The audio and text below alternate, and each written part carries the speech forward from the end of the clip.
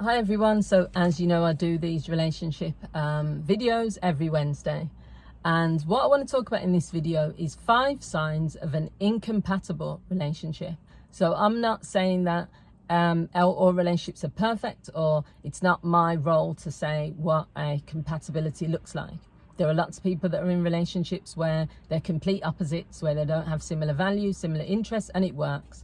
And there's other relationships where from the offset people can see that there are issues and they're just not compatible. So these are just 5 quick signs, and I'm not going to spend like too long on this, but the first one is you have competing values or nothing in common.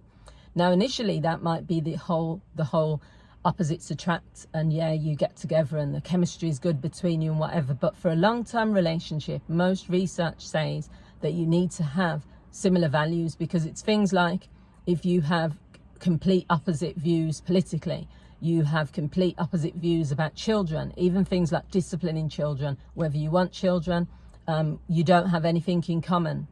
You know, you find it hard to even talk about certain things because there's just nothing that you both have compatibility with.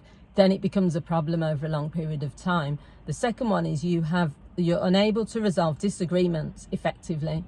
So you just don't have the capacity to resolve any issues. Now it's fine if there's always going to be big arguments and big disagreements, and I've made so many videos about it. I've worked with couples for many years, but when you get to a point where you can't even agree on small decisions, or where you're actually bickering about the smallest things, that can be a problem. That can be that you're just incompatible because you just can't get along.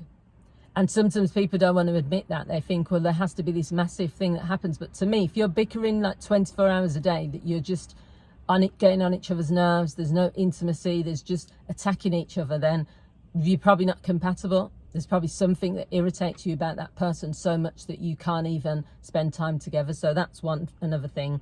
The other thing is competitiveness, unable to work as a team. I've made quite a few videos about the importance of working as a team.